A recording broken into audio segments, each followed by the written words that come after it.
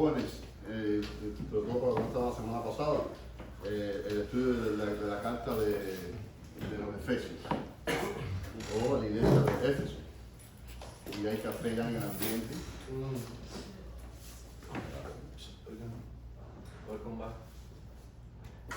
Está nuevecita. Sí, gracias a Dios. ¿Cómo está Joel? Buen café. ¿Está bien? Gracias. Un aplauso, Pero ahora va a Eso fue un curso que dieron ahí en el hospital a de café. Quedó bueno. Comenzamos hoy la semana pasada la carta de los Efesios, una carta que es corta, comparada con otros libros que hemos estudiado más extensos, pero llena de enseñanza. Cuando llegamos al Nuevo Testamento y llegamos ya a las cartas, sobre todo de Pablo, nos vemos que hay mucho, pero mucho que aprender y si usáramos una expresión popular, mucha tela por donde cortar. La semana pasada hicimos apenas una introducción de la carta y vimos los primeros versículos. Es una carta que Pablo escribe estando preso, brevemente, lo que vimos la semana pasada.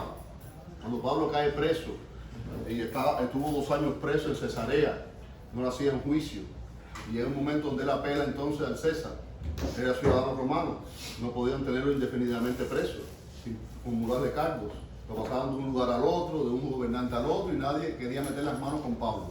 Él dice, bueno, pues entonces que el César examine mi caso, y llega a Roma, y es que está preso en Roma. Hay varias cartas en el Nuevo Testamento que son las conocidas como cartas o epístolas desde la cárcel. Él las escribe estando preso. Se piensa que todo esto alrededor del año 61 al 63 después de Cristo, es cuando escribe esta carta. De hecho, hubo algo que descubrí preparando esta clase, la verdad que no lo sabía, no lo recordaba. El mensajero que envía Pablo con esta carta era un hombre de la iglesia de Colosas. Y cuando Pablo escribe esta carta y la envía con él, envía también la carta nuestra a los colosenses, con el mismo mensajero, y también la carta a Filemón. Y había un esclavo que se había quedado, que se había escapado. ¿Quién era? Onésimo. Y también va con el mensajero. Así que Pablo envía la carta a los Efesios, a Colosenses y al amo del esclavo fugitivo, a Filemón. Y de paso también envía al esclavo. Oye, regresa, que tu lugar no es estar aquí escapadito en Roma. Y a su vez le dice al amo, recíbelo, como recibirías a mí, yo te voy a pagar si te causó algún daño económico. Así que, jóvenes, es una carta donde diríamos que hay muchos temas. No podemos decir que es un solo tema inclusive. Por ejemplo, temas como la riqueza que tenemos en Cristo, la unidad del cuerpo de Cristo. Hay muchas figuras donde se habla mucho en la carta del cuerpo de Cristo precisamente, del templo de Dios, de la esposa de Cristo. No hay un tema único. Tiene 6 capítulos solamente. Los 3 primeros capítulos son más bien teológicos, mucha doctrina, y los 3 últimos capítulos son más prácticos.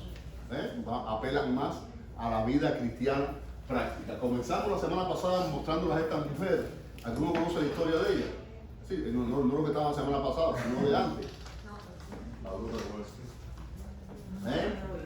Dice Abrancito que si estamos poniendo la bruja, pues estamos en tiempo Halloween. No, ningún tiempo Halloween. Esta mujer fue una mujer que en su tiempo fue muy rica.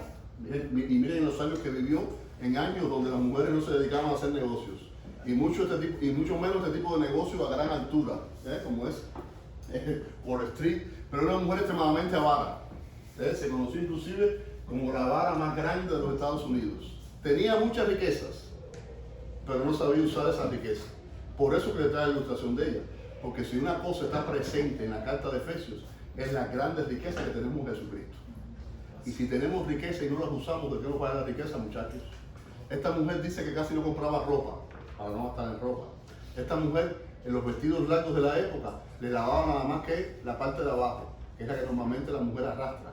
Porque lavar un vestidor de eso consumía más agua y más jabón. Esta mujer vivía a veces en lugares, cuenta la historia, que vivía en lugares, diríamos, en moteles de mala muerte, no a la altura de los millones que tenía, para no gastar entonces en renta, en mantenimiento, en criados. Tuvo 2 hijos, si mal no recuerdo, el varón, el hijo de ella, sí, 2 hijos, un varón. Una vez tiene un problema en una rodilla y lo llevó a una clínica de caridad. para no pagar nada. Pero el doctor se dio cuenta que estaba frente a Henrietta, que era millonaria, y dijo, no, te tiene que pagar la cuenta. Se fajó con el doctor y se fue de la consulta y no pagó la cuenta. Y empezó a atender al hijo por su cuenta. Y el muchacho terminó los 2 años con una amputación porque la infección nunca mejoró. Porque a esta altura llegaba esta mujer, llena de riquezas, pero que no sabía usar las riquezas. ¿Seremos nosotros cristianos que tenemos muchas riquezas y bendiciones en Cristo y no las sabemos usar? ¿Seremos ese tipo de cristianos? Sirva solamente como una pregunta ahí en su mente. ¿Quién escribe la carta? Se identifica cuando comienza la carta, muchachos, el primer versículo nos dice que el autor es el apóstol Pablo. Y en la semana vimos con un poquito de detalle cosas que ustedes saben es verdad, pero les pusimos ahí algunos ejemplos, sobre todo en Hechos, y no solamente en Hechos, hasta en Gálatas, donde Pablo se autodescribe quién era. Uno de los perseguidores más encarnizados, más violentos y más asesinos que ha tenido la historia del cristianismo, se llamó Saulo de Tarso, nuestro conocido apóstol Pablo. Después, el más grande escritor que ha tenido también la Biblia, el Nuevo Testamento, con toda la teología y toda la doctrina que nos enseñó, pero en sus inicios, dice que ahí textualmente se dedicaba a encontrar y llevar presos a Jerusalén a hombres y mujeres. No había piedad con eso, para encarcelarlos y ponerle juicio religioso allí. Dice en Gálatas, él se autodefine que perseguía a la iglesia con furia. Así que era un rabioso perseguidor de la iglesia. Pero un día, y este cuadro, miren qué bello está ahí en el Museo del Prado, el día que vayan, se le apareció el mismo Señor Jesucristo en el caballo que iba Pablo, que no solamente era un caballo físico, sino el caballo de la persecución, del orgullo, del saber humano, de todo el conocimiento religioso que tenía, fue derribado por la luz de Jesucristo. Y llegó entonces a ser, jóvenes, el mayor evangelista que ha conocido la historia del cristianismo. Pablo viaja, comienza viajes misioneros. En el segundo viaje, él tuvo 3 viajes. En el segundo viaje misionero llega a la iglesia de Éfeso. Éfeso, jóvenes, dijimos la semana pasada que era una ciudad importantísima en el mundo antiguo. Dice, se consideraba una de las ciudades más ricas del Imperio Romano. El Banco de Asia se conocía. El dinero corría en Éfeso. Y tenía también en Éfeso había una de las 7 maravillas del mundo antiguo. ¿El templo de quién? De Diana o de Artemisa, de Diana de los Efesios. Les voy a poner una reconstrucción ahora de cómo lucía ese templo y también les voy a enseñar lo que queda de ese templo. En una ciudad como esta, cosmopolita, financieramente de las más prósperas de todo el imperio, Pablo llega en el segundo viaje y nos dice la historia en Hechos que no tuvo mucho tiempo. De hecho, dice que allí los judíos de Éfeso le dijeron, quédate con nosotros. Y él le dice, en este segundo viaje no puedo quedarme mucho. Regresaré si Dios quiere. Y regresa Pablo. Y nos cuenta la historia bíblica que en el tercer viaje, que fue el más extenso, miren qué cantidad de ciudades visita Pablo en el tercer viaje. Llega a la ciudad de Éfeso y tiene un ministerio grande allí. Porque dice la Biblia nos cuenta que estuvo 2 años en Éfeso.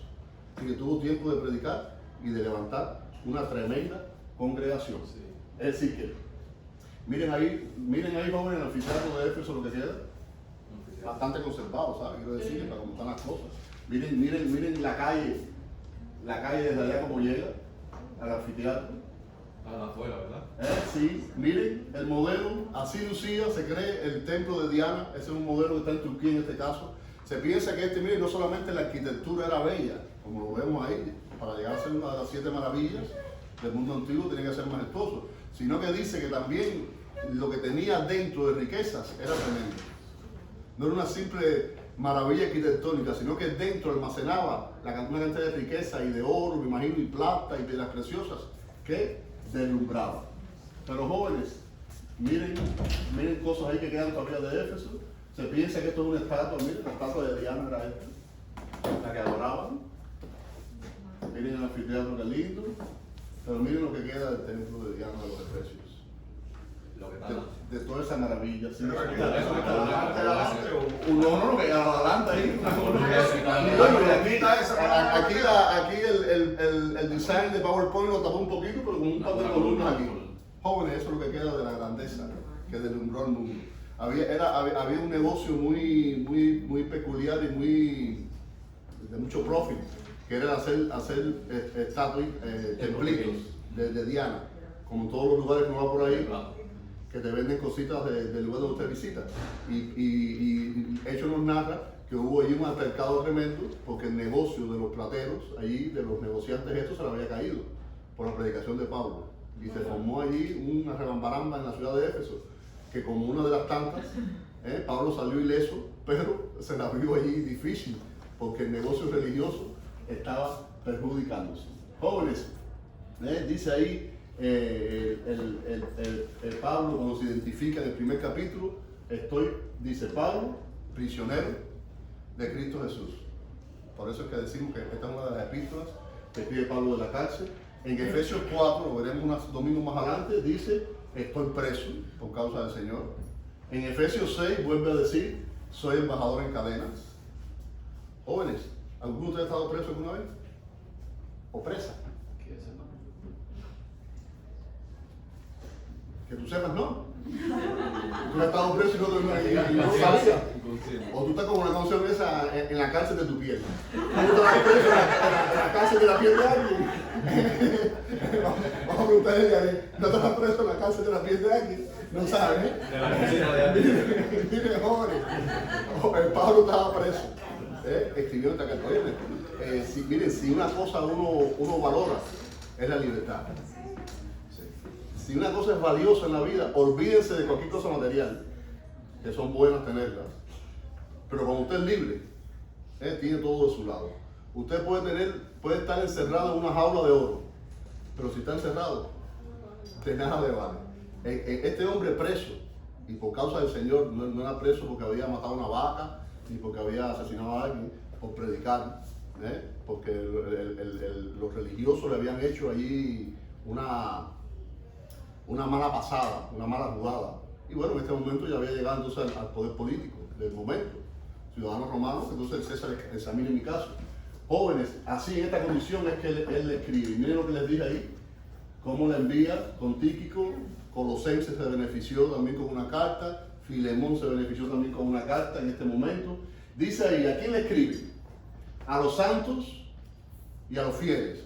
Siempre recordación, no podemos detenernos mucho en esto ahora.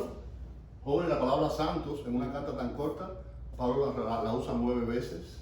La palabra fieles también en otras versiones vemos que puede ser a los creyentes. ¿Qué cosa es la santidad? ¿Qué cosa es un santo? Porque dice Pablo, ¿por qué repetir tanto y tanto y tanto? A los santos, a los santos, a los santos. Para el mundo, ¿qué cosa es un santo? Alguien que no hace nada mal. Un ídolo.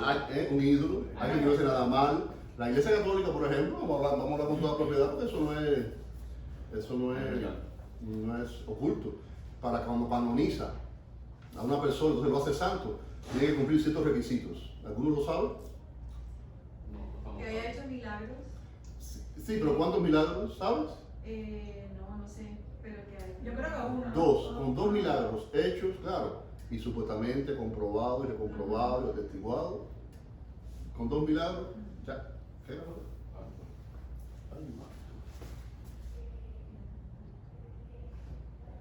Con 2 milagros basta para que sea canonizado. Y estos santos que habla Pablo, ¿ustedes se consideran santos? Abrancito, tú no, y tú, Eric, tampoco. Y esas muchachas se consideran santas. No hay ningún santo en esta clase, ninguna santa. ¿Cómo esa definición? Miren, todos somos santos en esta clase. Todos estamos apartados para el Señor. Todos hemos sido llamados con un propósito. Que en este llamamiento y en este propósito ahora nos queda un camino por recorrer. Hay un proceso entonces que va parejo a esta palabra santo, que tú sabes lo vemos como santificación. Hay que seguir mejorando. Hay que seguirse pareciendo a Cristo. Pero aquí todo el mundo es santo. No queremos santurrones ni santurronas, pero santos somos. A esos santos y fieles, en Éfeso le escribe. Cosa curiosa, otro día la semana pasada, dice el versículo 1, a los santos y fieles en Cristo Jesús que están en Éfeso. Sí, los recipientes de la carta, ¿quiénes eran? Los de Efesios. Bueno, quiero decirle que la crítica grande y actual, en los manuscritos más antiguos, esa parte de que está en Éfeso no existía. Y se quedaba solamente a los santos y fieles en Cristo Jesús. Punto. ¿Y qué pasa con eso? Que muchos eruditos bíblicos piensan, ni quitan ni ponen la enseñanza de esta mañana ni de la Biblia, que esto quizás fue una carta circular para varias iglesias. No exactamente dirigida a Efesios, sino para todo el Asia Menor allí. Tipo cuando se escribe Gálatas a las iglesias que están en Galacia, quizás era parecido a esto. Eso es solamente un detalle. Dice que Dios nuestro Padre, esta fórmula lo usaba mucho Pablo en sus inicios de carta, y el Señor Jesucristo les concedan gracia, y la palabra gracia, Pablo la usa, jóvenes, en un libro tan corto, 12 veces. ¿Qué cosa es la gracia del Señor?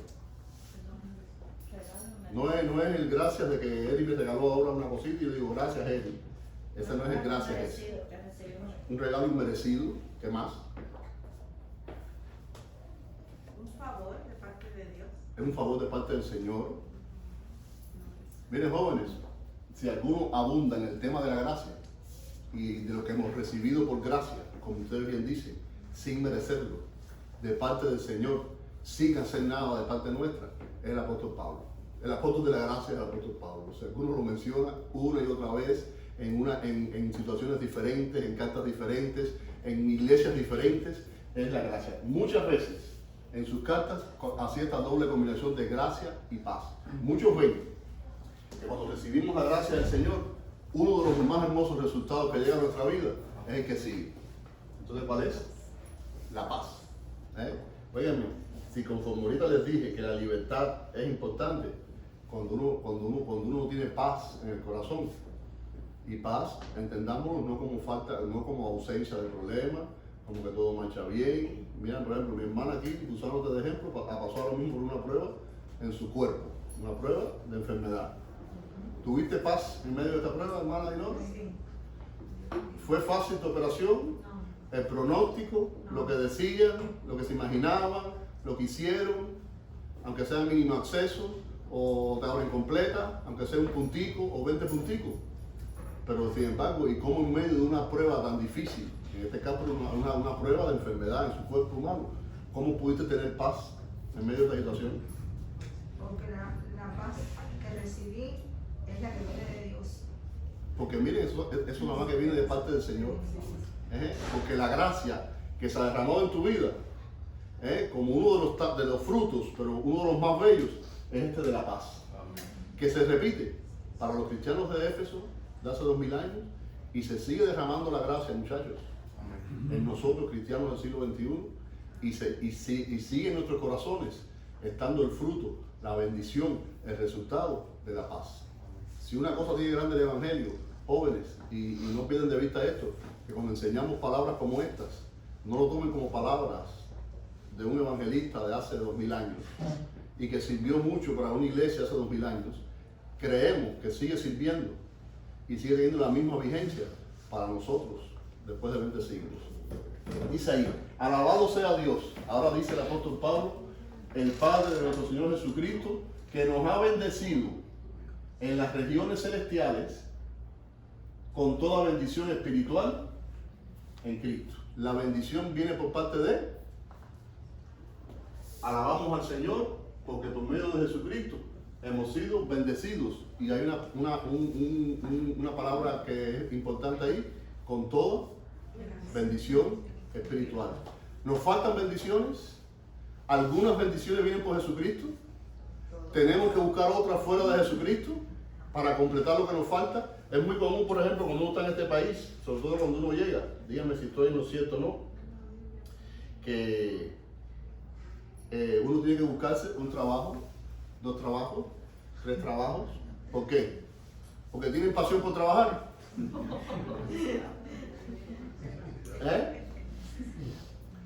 ¿Por qué? ¿Por qué el que se busca 2 y 3 trabajos lo hace? Sí, pero ¿para qué? ¿Para qué? Para completar. Porque si uno me da este nivel de income, pero con ese nivel de income yo no puedo pagar lo que tengo que pagar, necesito un segundo. Y ese segundo me completa. Pero a lo mejor dos no me completan y tengo que buscar un tercero. Claro, hay también algunos que se le va la mano y hay que tener un cuidado en la vida, porque si nada te completa, puede ser que llegues a un ciclo vicioso que te pase la vida trabajando, nunca vas a tener nada, pero también vas a destruir una serie de cosas por el camino. Pero miren, jóvenes, cuando hablamos de bendiciones espirituales, no hay que buscar fuera de Jesucristo otro tipo de bendición. Porque dice el apóstol Pablo que toda bendición espiritual la hemos recibido a través de Jesucristo. No busquen adultos y jóvenes de esta clase fuera de Jesucristo ninguna bendición. No se pongan a experimentar, no se pongan a escuchar lo que muchos puedan sugerir quizás. Bueno, esto es como un inserto, ¿no? Eso, cuando hablamos de la palabra santo una vez, el holy en inglés, viene de una palabra antigua, que escocesa, que la raíz es algo que está entero, algo que no tiene partidura, algo que no sea roto. Y fíjense, el holy en inglés, el santo nuestro, cuando decimos santo como apartados, estamos enteros. Nos apartamos para Jesucristo completos.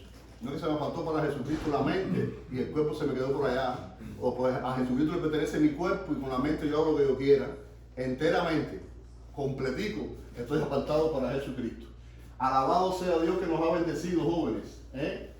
Quizás, de nuestro nacimiento terrenal no tengamos mucha riqueza. ¿Alguno tiene alguna herencia por ahí, esperando herencia? ¿No? Tío, a morirse allá en Galicia, el abuelo, Bueno, ok, quizás de nuestro nacimiento terrenal no tengamos mucha riqueza. Pero miren, jóvenes, cuando hemos nacido en la familia de Jesucristo, en la familia de Dios, tengan por seguro que tienen grandes riquezas de su lado. Quizás cuentas bancarias puedan estar un poquito exprimidas, un poquito delgadas, un poquito flaquitas, pero espiritualmente tenemos grandes bendiciones. ¿Quién es el que da la bendición? La fuente. Jóvenes, declara Pablo que es el mismo Padre. El alcance, como les dije ahorita, todas las bendiciones las tenemos. Y la esfera, ¿dónde se mueven estas bendiciones? Ahora miren lo que dice en las regiones celestiales. Y terminamos la clase pasada con esto. ¿Por qué tenemos bendiciones, dice Pablo, en las regiones celestiales, si nos movemos en una esfera terrenal? ¿Dónde nos movemos? En este mundo. ¿Algunos de ustedes han movido por las esferas celestiales? Más o menos, Eric. Tú vas a para arriba. No, estamos en la esfera terrenal. Y sin embargo dice que tenemos bendiciones en las esferas celestiales. ¿Cómo entender esto? Porque nuestra vida en este mundo es solo un pedacito de una vida eterna y por lo tanto la mayor bendición va a ser eternamente con nuestro Señor. Ok, buena aproximación, a ver, ¿alguna otra idea? Bendiciones en las esferas, en las regiones celestiales, bendiciones en Cristo. Miren, jóvenes, nosotros que nos movemos en este mundo y pongan los pies en este mundo, además se los digo, pongan los pies en este mundo y abran los ojos los ojos y sus oídos a lo que este mundo les está diciendo, para que sepan entonces discriminar y decir que no o mirar para otro lado. Pero en esta esfera en que nos movemos, jóvenes, el poder nuestro lo tenemos de Jesucristo, y hay un texto que dice que estamos sentados en las mismas regiones celestiales al lado de Jesucristo.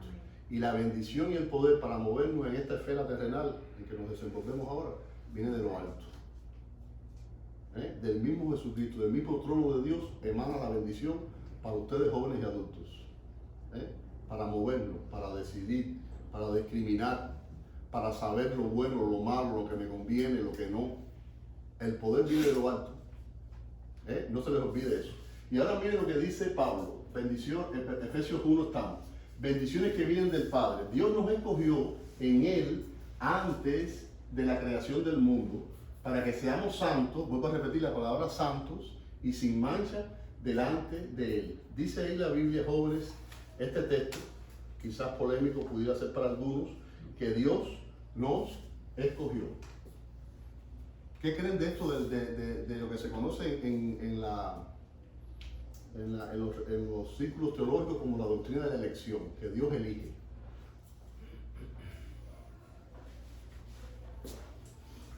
Dios eligió a todas las personas, hasta de cierto modo los llamó, es como un llamado a ser parte de lo que él estaba haciendo. Él llama a Pablo, él llama a Abraham, él llama a Moisés.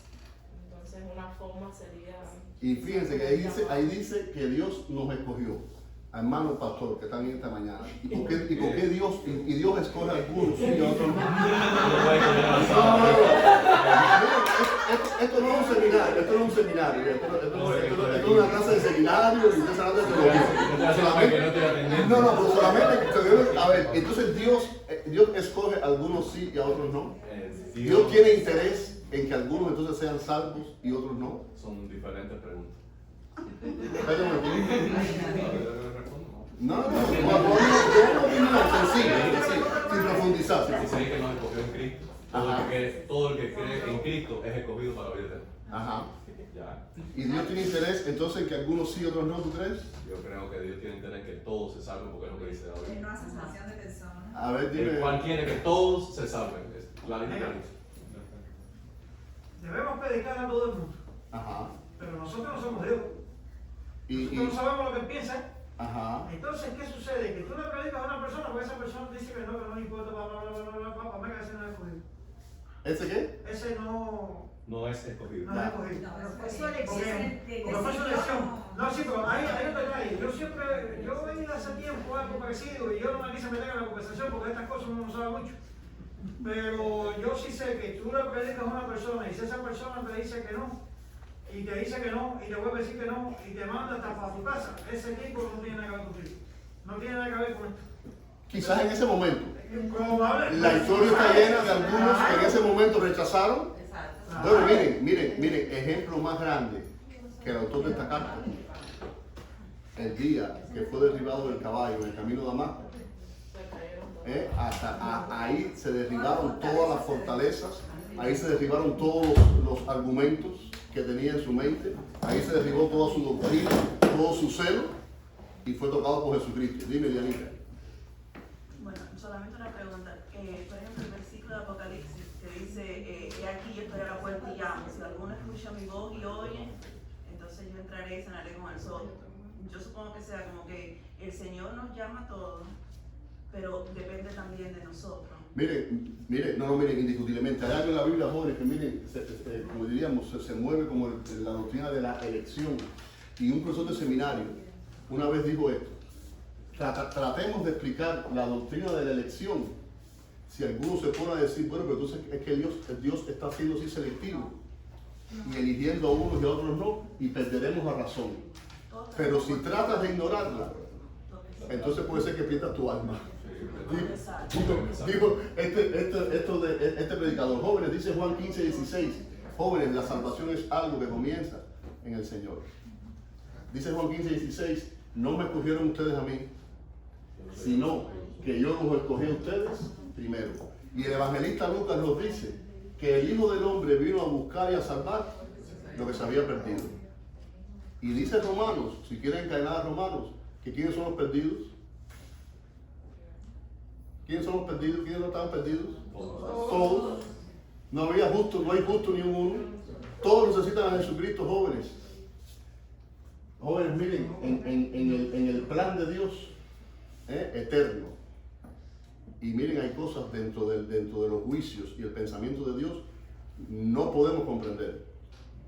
No traten de buscar la explicación lógica o sencilla quizás a muchas cosas que a veces inclusive en la Biblia no están ni muy claras expuestas, como Dios funciona o como Dios hace las cosas.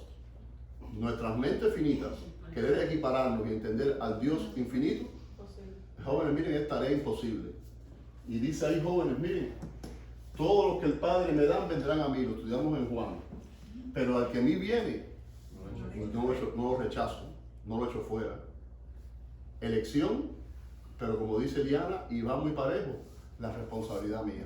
¿Y qué yo hago con ese llamamiento?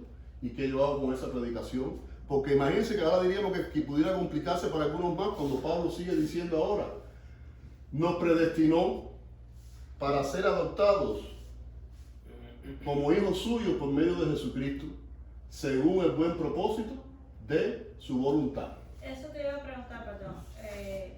La elección y la predestinación, ¿lo mismo son dos cosas diferentes? son diferentes. No, no son diferentes. Miren, la palabra predestinación, ¿qué significa para ustedes? Que previamente tú estás Predestinado escogido. que estaba antes, yo estaba allá. Miren otras versiones, le he puesto ahí dos versiones. Dios habla hoy, Dios en amor, Dios había destinado. O el lenguaje actual, en amor, nos había adoptados como hijos suyos por medio de Jesucristo.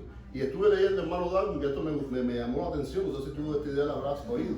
Esta idea de Wilsby dice, la elección, siempre que hablamos de una elección en la Biblia, lo hemos referido a las personas.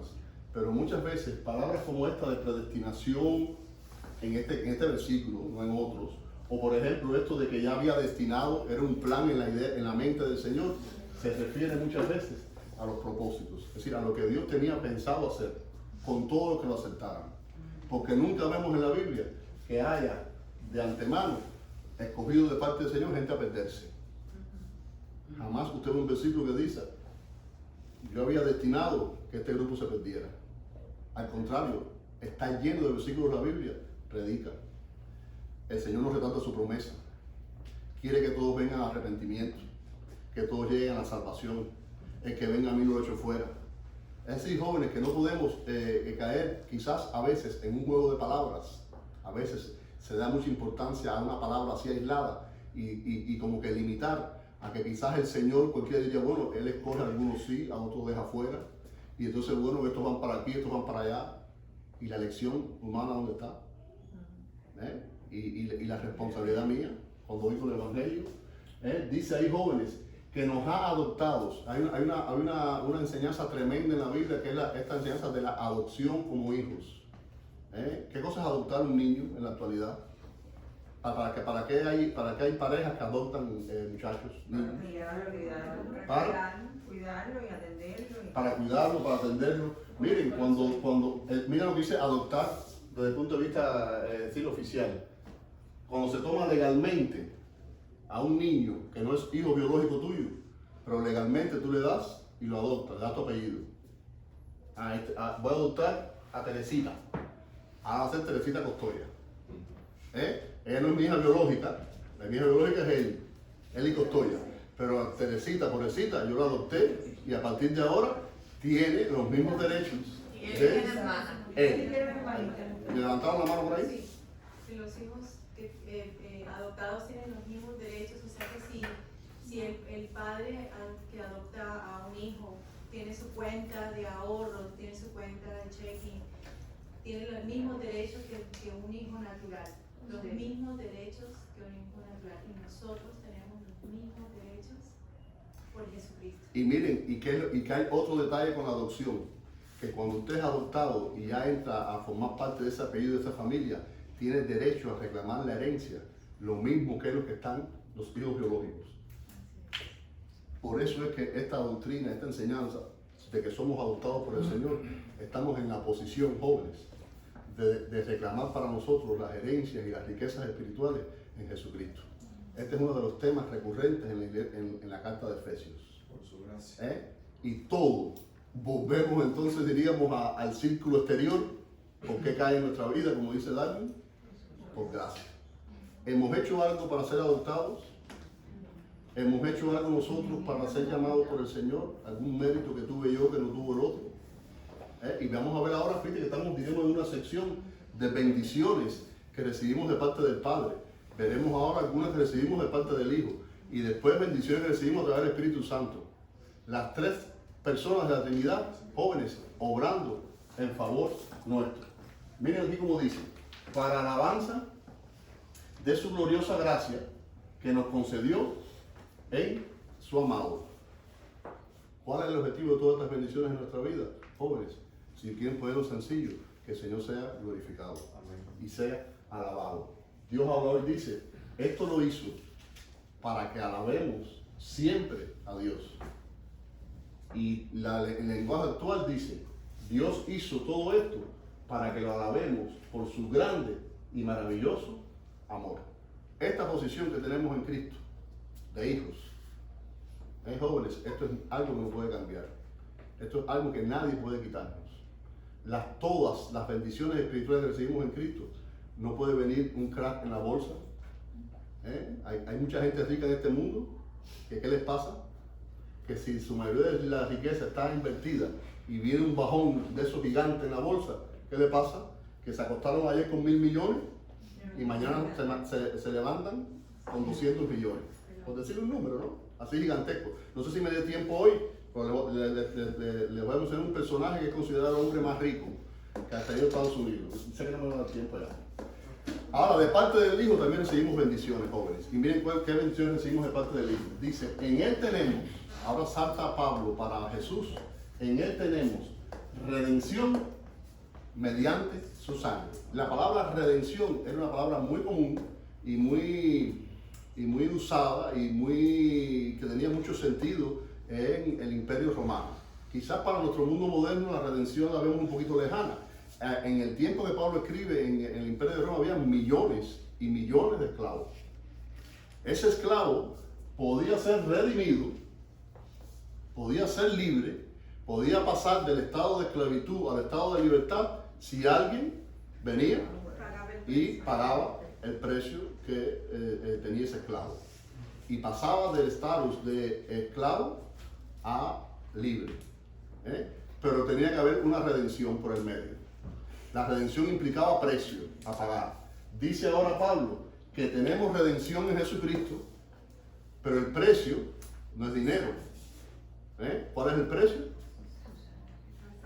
La sangre. Primera de Pedro 1. Cuando estudiamos Primera de Pedro hace unos meses atrás, miren qué palabra más bella dice, jóvenes. Ustedes fueron rescatados, ustedes en esta clase y yo, que estoy frente a ustedes, de la vida absurda en que vivíamos. Recuerden que esto es expresión internacional. Miren qué bello lo pone. Pero el precio de su rescate no se pagó con cosas perecederas. Es decir, no se pagó con oro, con plata, con especies. El precio de su rescate, dice Pedro, se pagó con la preciosa sangre de Jesucristo. No con el oro y la plata. Y ustedes, si yo traje una foto aquí, no. Después más adelante se las enseño. Jóvenes, el esclavo, la condición de esclavo significaba la pobreza. La condición de hijos que tenemos ahora, con franca entrada, con todo lo que nos da ser adoptados por el Señor, nos ha pasado a una posición de riqueza. Y dice también, el perdón de nuestros pecados, conforme a toda la riqueza que hay en Jesucristo. Quiero decir que la palabra perdón, eso sí se usa mucho en la actualidad. El origen de perdón es llevar afuera algo y viene del rito o de la costumbre que tenían el pueblo judío una vez al año, que era el día de la expiación. En el día de la expiación traían dos chivos, ¿sabes cómo dice esta versión? 2 machos cabríos.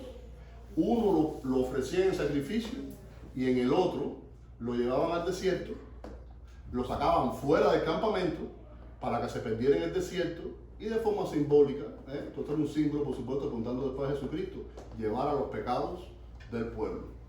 De ahí el origen de la palabra perdón. Jóvenes, hemos obtenido en Jesucristo perdón para nuestros pecados. El pecado nos empobrece, pero sin embargo, cuando somos recipientes de la gracia del Señor, sucede lo contrario. La gracia nos enriquece. Siendo esclavos, estamos pobres. Siendo hijos, estamos ricos. Y vamos a terminar con esta parte de aquí. Bendiciones de parte del Hijo, estamos aquí. Dice, y que Dios nos dio en abundancia sabiduría y entendimiento y nos hizo conocer el misterio de su voluntad. Hay cosas misteriosas en la Biblia. ¿Para ustedes qué cosa es un misterio? Algo que no ha salido a la luz, algo que está, que no tiene explicación en ese momento. Algo que no tiene explicación en el momento, algo que está así sin salir a la luz. Mira, me gusta esa explicación. Jóvenes, hay cosas en la Biblia que fueron reveladas plenamente en la persona de Jesucristo. Nosotros tenemos una bendición que no tuvo el pueblo hebreo. El pueblo hebreo, ¿con qué contaba? Con parte de la ley, con un profeta que se levantaba de vez en vez. Nosotros tenemos actualmente la revelación completa, desde Génesis hasta Apocalipsis. La voluntad, el designio de Dios para nosotros, para la humanidad, está explícita y escrita allí. La tenemos a nuestra disposición. Jóvenes, este misterio, fíjense, un secreto sagrado, antes oculto, pero revelado ahora en la persona de Jesucristo. Y dice ahí que también fuimos hechos herederos. Otras versiones dicen, fuimos escogidos por el Señor. Y de nuevo repite, para alabanza de su gloria. Jóvenes, es muy importante la esperanza. Y con esto termino. ¿Y en quién ponemos nuestra esperanza? El apóstol Pedro hace una idea, desarrolla una idea de que la esperanza nuestra, dice, como dice Pedro, es viva. Es muy importante en quién usted pone su esperanza. Les voy a hablar la semana que viene de un muchacho, de un niño, que siendo niño leyó algo. Lo voy a avanzar, todo así de forma general. Y en lo que él leyó, diríamos que puso su esperanza. Y creyó que eso podía ser verdad. Y después vemos cuando sea hombre, qué logró ese muchacho. Eso se lo digo así como un adelanto para la semana que viene. No es nada espiritual. Pero les ilustro con este caso, que ni siquiera es espiritual, que la esperanza que este muchacho puso en algo que él había leído, lo condujo siendo hombre a una cosa grande, a un descubrimiento grande. Jóvenes, nuestra esperanza es viva. Se basa, el que pone sello, el que pone apoyo a nuestra esperanza, es la resurrección de Cristo. Hasta este momento, fíjense que hemos explorado solamente 12 primeros versículos de la carta. Bendiciones grandes, todas bendiciones que llegan de parte de Dios, de parte de Cristo. Y mira, la semana que viene, jóvenes, bueno, eso se lo había puesto hace un tiempo atrás. Nuestra herencia no se puede destruir, nuestra herencia no se puede contaminar, nuestra herencia no se puede marchitar. Esa fue palabra de Pedro. Esta es la herencia que tenemos reservada para nosotros en los cielos. Y eso que les puse ahí está en San Agustín. Eso lo han encontrado en bancos piratas hundidos allí, cerca de las costas de San Agustín. Han pasado los años y miren estas monedas de oro, ya como el efecto del mar, empezaron a perder su forma. Y si hubieran dejado ese barquito allá abajo un par de siglos más, a lo mejor lo que encontraban era de una moneda así, encontraban una cosita así, porque el mar no perdona. Jóvenes, la herencia nuestra no se corrompe, no se marchita, no se destruye, porque la tenemos en Jesucristo. De parte del Espíritu, y esto lo dejo como una marca ya como avance, también tenemos bendiciones. Para que nos demos cuenta que está interesado en bendecirnos y trabajar en nosotros las mismas tres personas de la Trinidad. Dios Padre, Dios Hijo y Dios Espíritu. Así que dejamos aquí la clase y la semana que viene entonces terminamos este capítulo, este bello capítulo 1 y quizás empecemos una primera parte del capítulo 2 de Efesios. Vamos a orar. Padre, bendecimos a estos muchachos ahora, que tu gracia, que la bendición del Espíritu Santo, Señor, se llene sus corazones, sus mentes. Los bendigas, Padre, con toda bendición espiritual, que nos apropiemos de ellas, que creamos en ellas, Señor, que esperemos en ellas, que no lleguen a nuestra mente, ni jóvenes ni adultos en esta clase, la idea de que nos falta algo, Padre, que podamos encontrar fuera de Jesucristo. Que esta sea, Señor, la fe, esta sea la idea, Señor, la certeza que gobierna sus corazones, sus decisiones, su caminar mañana cuando comiencen sus trabajos o sus estudios, Señor. En medio de tu pueblo, muévete con poder ahora, Señor, en este culto también. Recibe la alabanza de tus hijos, del congregacional, de los jóvenes y también uno de tus siervos en la expresión de la palabra. Te lo pido todo en el nombre de Jesucristo. Amén.